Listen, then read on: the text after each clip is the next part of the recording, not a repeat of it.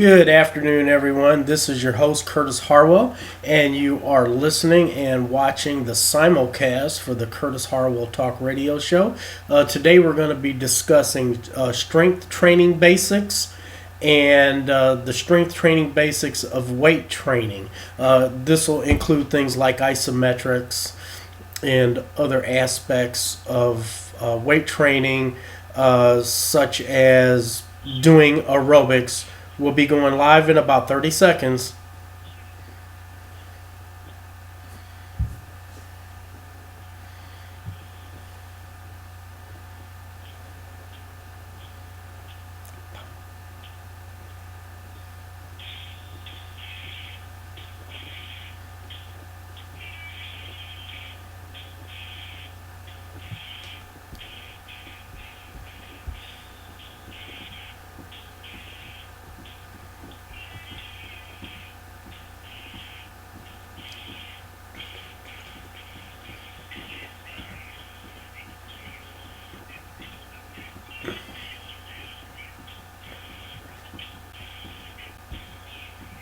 Good afternoon, everyone. Thank you for listening to the Curtis Harwell Talk Radio Show. All we do is talk about health and fitness, and you're listening to your host, Curtis Harwell. And we are America's best and most listened to fitness show, the Curtis Harwell Show, with over 6 million listens. And I'm your host here every week. We haven't been on for a few days. We had a death in the family, so we've had to take a few days off of that. And I do want to thank everyone that knew about it, who sent messages and condolences and prayers. It was really heartfelt and very much appreciated. If you'd like to participate in the show today, you can call in at 347-850-8748. You can also reach me at Curtis Harwell on Facebook, Curtis Harwell Fit, which is my training page on Facebook. You can reach me at the Curtis Harwell Talk Radio Show on Facebook, or Curtis Harwell BB for Bodybuilder on Twitter, if you'd like to participate in the show today. Our advertisers today are Titan Fitnesswear. That's titanfitnesswear.com. And whereas you can get your hoodies, tank tops, t-shirts, sweaters, whatever you need as far as workout gear, head on over there. Titan Fitnesswear also has a special deal that's going on with the American Cancer Society. They have shirts on there that are listed for the Cancer Society. If you purchase those shirts, 100% of the profit on all of those shirts goes to the Cancer Society. So not a little bit, but all of the profit for those particular t-shirts go to the Cancer Society. Our other sponsor today is Michelle's Magic Morsels. This is Michelle Brent's IFBB Pro bodybuilder Michelle Brent's website. She has terrific protein cookies made with that good old-fashioned taste, and check it out. You can check out Michelle's website at michellesmagicmorsels.com. She has a terrific variety of flavors and offers on her site. Also, if you mention that you listen to this show, you will get 3 free cookies with your order, which is a fantastic deal. So head on over and look at titanfitnesswear.com and Michelle's Magic Morsels protein cookies for some great varieties of cookies and flavors. And Michelle is also on Fridays. She's the other co-host that we have unbridled talk about bodybuilding, fitness, health. Also do interviews. So head on over to those sites and help us pay some bills. So I appreciate it. Today we're going to have another terrific show, I believe. And this is another show kind of going back to basics again.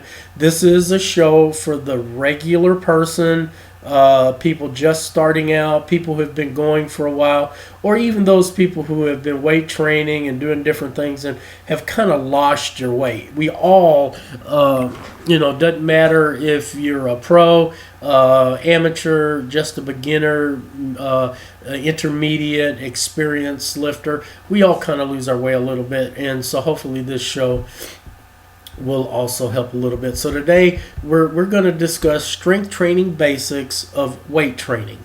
Okay, so and I'm going to discuss several different topics. Again, if there's something that you'd like me to mention or whatever, just send me a message on Facebook or Twitter, and I'll try to discuss that particular question that you might have. Now, the first thing I kind of want to talk about when it comes to strength training, weight training, building strength, is about isometrics, because people always have a question about isometric exercise, and are isometric exercises a good way to build strength. Now, isometric exercises are the contractions of a particular muscle on a body or a group of muscles. Now, during isometric exercises, the muscle doesn't noticeably change length, and the affected joint really doesn't move as when you do weight training or lifting weights.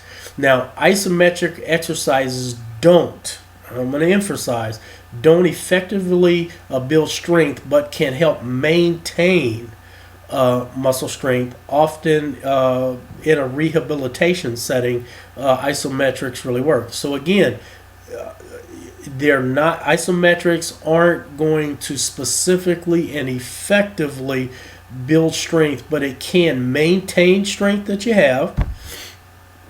And a lot of people, and I've used it in rehab working with people, it works in that way. Now, of course, depending on what level you are, the isometrics can get you stronger, but remember, you're coming from zero.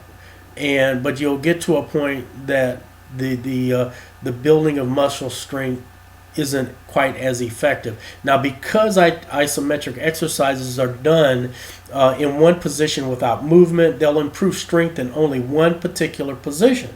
Now, you have to do various isometric exercises through your limbs or body parts' whole range of motion to improve muscle strength across the entire range of movement. Now, in addition, since isometric exercises are done in a static position, they won't help improve speed or the athletic performance. It's the increase that you'll get in those are negligible to none. Now, they can be, however, useful in enhancing stabilization and maintaining the position of the affected area. Now, since muscles often contract isometrically to aid in stabilization, so it will help in stabilization of the muscle and stabilization of the joint. Now, isometric exercises may be helpful to someone who has been injured or who has a condition such as arthritis. Okay, now, which could make movement painful or be aggravated by using muscles, to move a joint through the full range of motion. Now, for instance, if you injure your rotator cuff, and hopefully we all know what the rotator cuff is, your doctor or physical therapist might initially recommend isometric exercising involving the group of muscles that help stabilize the shoulder to maintain shoulder strength during recovery. So the rotator cuff is used to stabilize the shoulder joint. Now, there's been a ton of studies out there and some recent studies that have shown isometric exercises may also help lower your blood pressure, believe it or not. However, if you have high blood pressure, exercise at a lower level of intensity, okay? And if you do have high blood pressure, head to your doctor, check it out. And if you need to get on a better diet plan, or if you have to get on medication, please do it, because there are tons and tons of ramifications of high blood pressure if you don't take care of it. Okay, so, and again, check with your doctor before beginning isometric exercises if you have high blood pressure or any heart problem. Avoid holding your breath and straining during any weight training exercises. They may cause a dangerous rise in blood pressure. And I know myself, I have to make sure when I train that I'm on the power side of the exercise. I always have to make sure that I'm exhaling, and you should do that. You should do that all the time for your blood pressure. Okay, so that covers a little bit of isometrics. Now, Another question is, what is better for strength training, one set or multiple sets? Okay. Now, again, this isn't for competitive. What I'm talking about here isn't for competitive bodybuilders. We can talk about this, but this is for the average person. Now, for most people, a single set of 12 repetitions with the proper weight can build strength and improve fitness as effectively as can multiple sets of the same exercise. Okay, so again, this is for beginners, intermediate. This is not for people out there that have been doing this a long time, looking to put on mass and all those, power lifters and that. This is for the average person. Now, one set approach has also has the advantage of saving time. Now, which makes it easier to fit into an exercise routine. So, but again, when you're doing if you're doing 12 repetitions, let's say that's the number, you are using a weight that you exhaust at the 12th repetition. If you're using a weight, you go to 12 repetitions and you still have 5 or 6 repetitions in you, the weight is not heavy enough. So now we have to increase the weight to be able to do just 12 repetitions, okay? Now, the Department of Health and Human Services recommends incorporating strength training exercises into a fitness routine at least 2 times a week. Me, myself, I believe that to get fit, increase your fitness level, increase your fitness level, muscle fitness level, and increase your strength, I'm looking at 3 days a week. I know what they recommend. That's the minimum. But we're looking at least 3 days a week to increase your fitness level. Now, during strength training, simply choose a weight that you know will tire your muscles around the 12th repetition. Again, if you have 3 or 4 more repetitions in you, increase the weight. Now, as it becomes easier, again, gradually increase the amount of weight to maintain a 12 repetition fatigue area. Now, if you go to 8 repetitions, 10 repetitions, you do the same thing. It is important to also use proper form and technique when you're lifting to avoid injury, okay? Now, you also want to take time to rest between each exercise to give your muscles time to recover. Everyone is a little bit different. I will tell you, when I'm in the gym, I worked out this morning, did biceps this morning, and I probably take, for me, what feels good. I get a greater pump. I feel like my muscles respond better. I do 30 to 45 seconds, but you can take up to 60 seconds to 90 seconds between each set, but play with it, see how it works for you. I've known some people that when they do a max out set, they will take 2 or 3 minutes before they do a next. I've just never felt comfortable that way. I've always trained with 30 to 45 seconds. When I'm in the gym, I'm not a chatterbox, and I usually work out by myself a lot of times, unless someone's coming into town to work out with me, or someone locally wants to train or something. But normally I train by myself a lot because of my crazy schedule, and I just pound out my workout. I'm not a chatterbox. Headphones are on, and I'm just kicking it as hard and as fast as I can because of my schedule. Now, again, always use proper technique. If you feel like you're cheating, then you're cheating.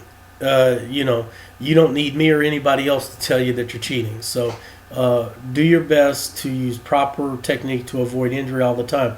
Also, again, take rest time between each set if you're doing multiple sets, to give your muscles time to recover.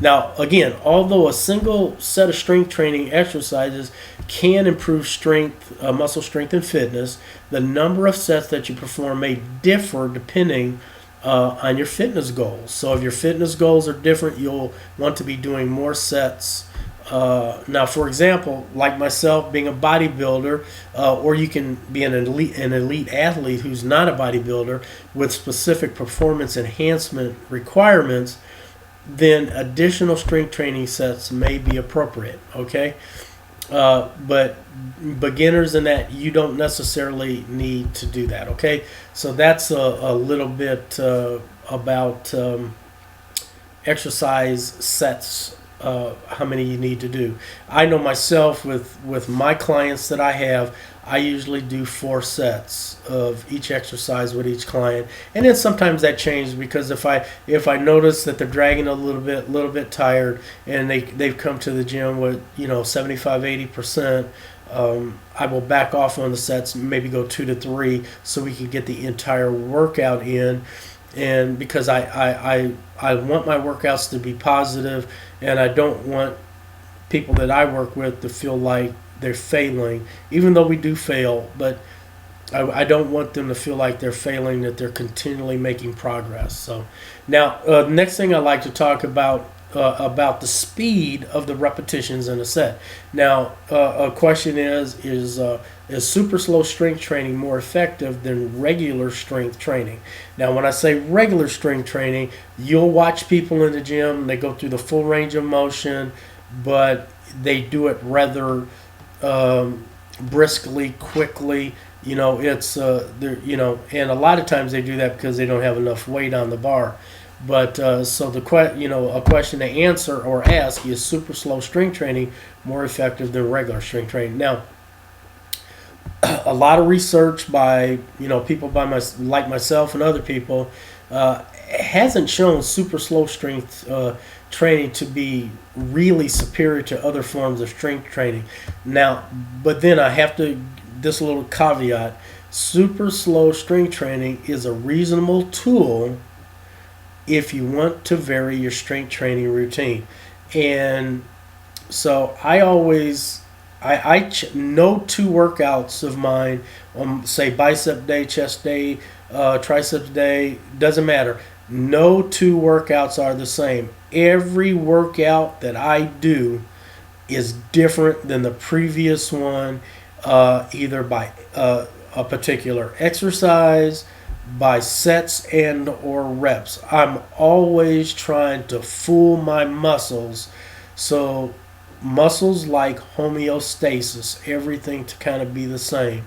And I'm always doing as much as I can do to shock my muscles and to get them to respond to the stimuli that I'm giving them. Okay, so it is a reasonable thing to switch your exercising to where you do slow, not necessarily super slow, but slower sets on the negative and the positive side. Now, super slow strength training is a strength training technique in which you lift and lower a weight more slowly than usual. Now, about 10 seconds to lift the weight and another 10 seconds to lower the weight. Now, the goal of super slow strength training is to limit the momentum of the motion. So if you are doing, let's say, bicep curls, so when the weight is on the downside, you bring it up super slow,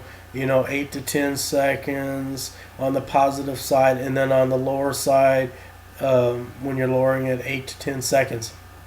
What this does, it takes the momentum out of the weight to automatically just drop, and or you're not being able to get that little hitch in your get along in the back to kind of help you get the weight up. So here it's almost like a concentration type of exercise. So the goal of, again, is for super slow, God, it's hard to say that, super slow strength training is to stop or eliminate the momentum that you have when lifting the weight. So this forces your muscles actually to work harder through their entire range of motion when you are lifting the weight in a particular exercise. Now, super slow training may also help prevent boredom in your strength training routine while you challenge your muscles in a new and different way every time you train. And again, training should be fun, and you have to kind of keep the muscles guessing. I know that may sound a little crazy to you, but your body likes homeostasis. It's just the way that it is. It likes homeostasis, or everything to be have equilibrium. And so what we're trying to do is get rid of that. Okay. Now, again, if you try super slow strength training, start with a familiar strength training exercise and a weight that tires your muscles by 12 to 15 repetitions. And you also may use less weight than you usually use during this super slow strength training process. As with any type of strength training, remember the importance of good form and proper technique all of the time. And we get away from this. People, every day I see in the gym, I see pros doing this too. And I try very hard myself not to do it. But sometimes we just don't have the form that we need. And you always have to have form. Don't inhibit your form just because of weight. Just don't do it. First and foremost, your form should be there, and then you use the weight that will let you do the form of that exercise that you need to do. Okay. Another question about weight training is, for weight training, is it better to use free weights or machine weights? And I get this question every day, and it never goes away. Now, no single piece of weight training equipment is best for everyone. There is no such thing. Both free weights and machine weights can help increase your strength, and other types of resistance training, such as using bands, your body weight. These all can increase your body strength. So that's the simple answer. Now, the choice of using free weights or machine weights is based on your personal preference, your physical fitness level, and your fitness goals and your access to equipment. Now, I will tell you, injury will also play a part in this, because you will have situations where you might have an injury, you might be hurt, you might have you won't have a full range of motion sometimes in some joints. And there are just going to be some exercises that you absolutely cannot do with free weights and or machines because of the angle that they have you in when you get in the machine. So all of those injuries are also a part of that. Okay. Now, free weights are versatile and less expensive than machines, and they also stimulate real life lifting situations, and they will also promote whole body stabilization, and such as working your core. Say, for example, you want to do shoulder presses. You can do shoulder presses standing. You can do shoulder presses sitting. And then as you do those shoulder presses with the free weights, your body has to stabilize itself for rotation, flexion, and inflection. Okay? So you're working your core. Whereas if you're doing shoulder press on a machine, all you do is press. You're just pressing the machine up, and that's it. You're doing nothing to stabilize your core, and that is one downside of using a machine over free weights. So free weights are generally safe, and when used with the proper technique, they're really safe. But it may also take some time and a lot of practice to get used to lifting with free weights. And again, it is essential that you use proper form all of the time with free weights. Now, machine weights also can be an effective weight training tool also, as long as you use the machines that adjust to your body dimensions and allow your joints to move through their natural full range of motion path. Now, machine weights are generally safe when used with proper technique, and many people can use them really quickly. So there's not a whole, with free weights, there are multitude and multitude of exercises that you can do. And I can honestly tell you, I come up almost on a weekly basis with a new exercise, how to do something with the weight that nobody's ever seen before. Just playing around, knowing the kinetics and knowing kinesiology, the movement of the body, and what that weight does, how it will affect that particular muscle through the full range of motion. I come up with new exercises all the time. Some work and some don't. You play with it, and I've put many new exercises that I've come up with on YouTube on my TV channel, so you can take a look at those too. So again, machine weights are generally safe, but again, you need to adjust the machine. Normally, it's the seat. You need to adjust the seat where you get the proper angle for your body, because everybody has a different body shape and style and the way they move. Now, the bottom line: choose a weight training system that you enjoy and that fits into your daily lifestyle. Aim to do weight training exercises of all of the major groups, muscle groups, and at least 2 days a week. At least 2 days a week, and please try as hard as you can to do 3. When you do 3 days a week, you mainly can do legs one day, you can do a push-pull routine, or you can do your entire body 3 times a week, however you want to do it. But also get those days in between so you can rest, and which is very important. And whatever type of resistance you choose, remember that proper form and technique is the most important than the specific type of equipment. So form. Doesn't matter if you're doing free weights or machines. I do a combination. There's some things that I can't do at free weights, some exercises that I do on the machines.